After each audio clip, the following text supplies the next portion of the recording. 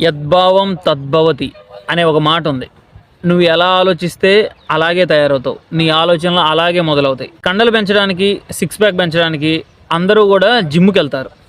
Glamour పెంచడానికి, అందం పెంచడానికి బ్యూటీ పార్లర్కి వెళ్తారు, లేదా సెల్యూన్ షాప్కి వెళ్తారు. మరి ధైర్యాన్ని పెంచడానికి ఎక్కడికి వెళ్ళాలి? నీలోకి నువ్వు వెళ్ళాలి. అంటే మనలోకి మనం వెళ్ళాలి.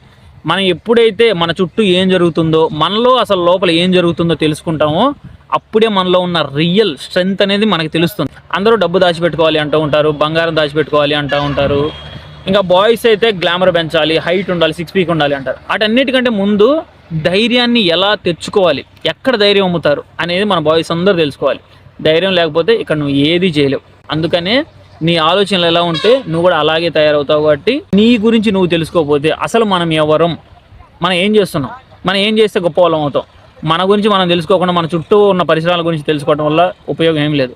కాబట్టి మనం ఎదగాలన్నా, పడిపోవాలన్నా, నిలబడాలన్నా, గెలవాలన్నా సరే మన ఆలోచనల మీద బేస్ అయి ఉంటుంది.